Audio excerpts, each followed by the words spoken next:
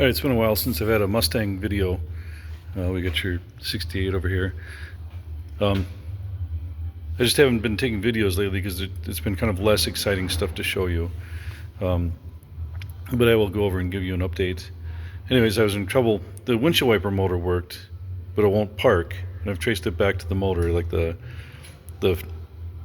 foot piece works, you know, for the windshield washer.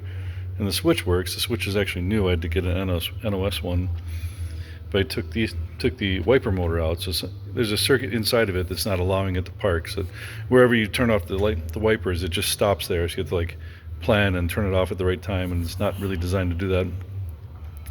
Anyways, you can see this is painted. Originally they weren't. It was just, you know, obviously this was in the car when they painted it. But what I just discovered is it was in the car when they blasted it too, with sandblast. This is all sand. Actually, when I took this out of the car, a bunch of sand came out of this weep hole. So this thing is packed with sand, and then it was painted over. So I'll see what I can do with that. Otherwise, I'm just going to get a replacement. Even though it works, like, it's not going to work for long. Like, that's just, it comes out with 3 bolts. I don't know why they just didn't do it when they were blasting the car. I don't even know why they blasted the car. They didn't fix the holes in the body anyway. So, but then we'll go back to the car. So you do have like the doors back together, the windows in. I just have to put on the. What I have left is actually I need to replace these strips. There's I had put new ones in and they didn't fit right, and the window hit them. So actually what I had to do was this door where this hole mounts on both sides was all bent, I think from when they took it apart. So it was folded in on one side and folded all full towards the center.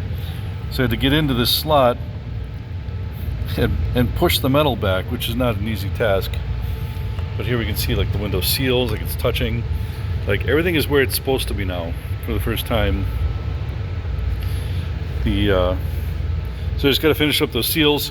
I actually couldn't close this window because the edge of the metal lip for the window frame, you can kind of see it right there, would actually hit the lip of this rubber and then push the rubber out of the way. And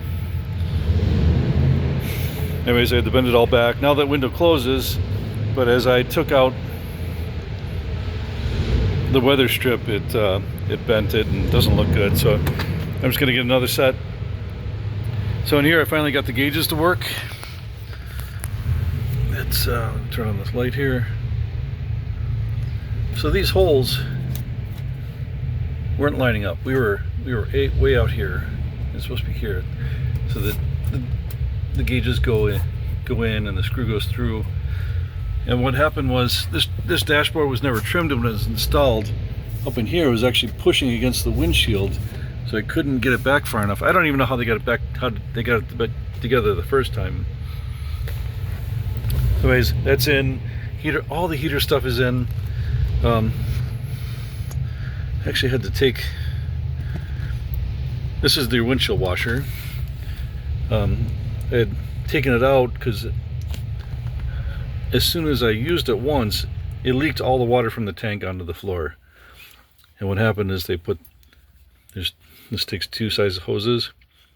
They just put the wrong one on. It was loose. So it was enough to get like enough suction to get the washer fluid from the reservoir to here, but loose enough to allow it to just run past onto the floor. So I had to take that off.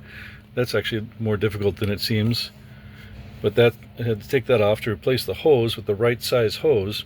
And on the other end, on the tank, they had it's a plastic tank with a plastic nipple.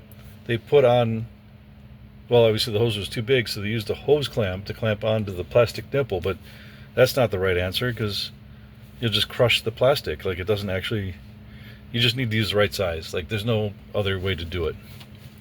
So this is going to go back together with the right one. So we got your dashboard, all this stuff. Everything, the vacuum lines for all the duct work, all the wiring, everything is working now as it should be. The heater controls, everything.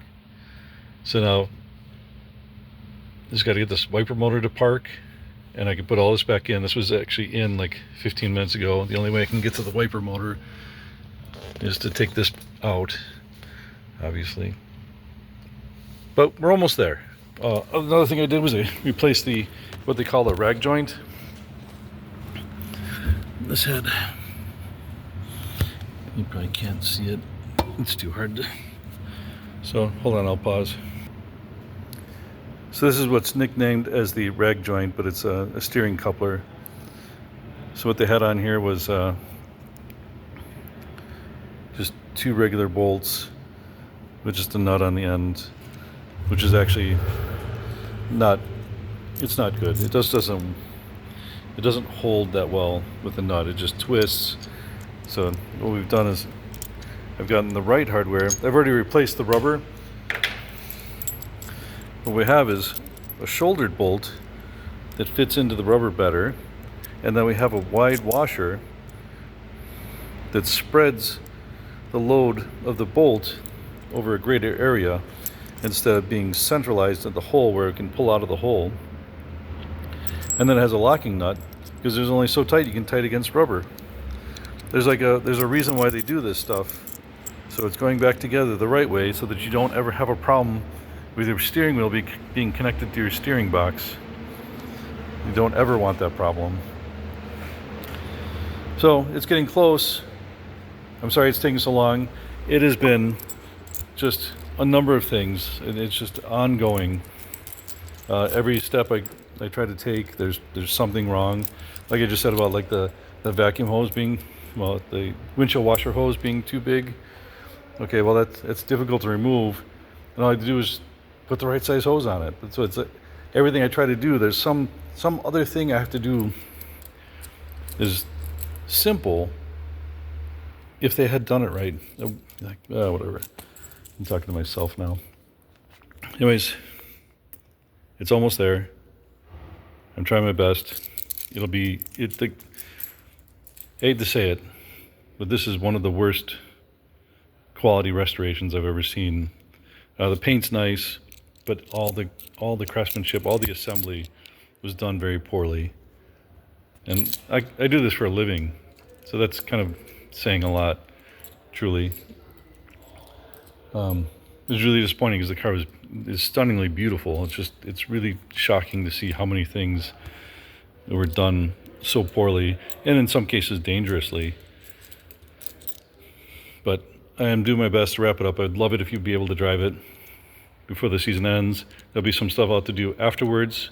There's like a rear end leak, and I'll try to arrange during the week where I can change the rear main seal. I thought the rear main seal was okay at first, and there was the valve covers that were leaking and running down to the like the torque converter cover, the flywheel cover. But well, it was that both valve covers were leaking, and oil was running down the engine block and collecting on the flywheel cover.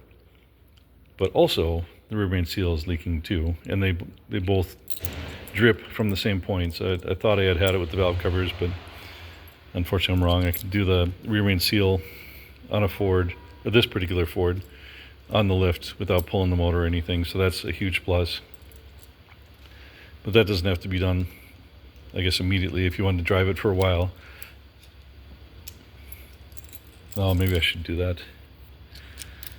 So, anyways, I'm doing my best. I want to wrap it up. I would like to stop finding problems and get it back to you.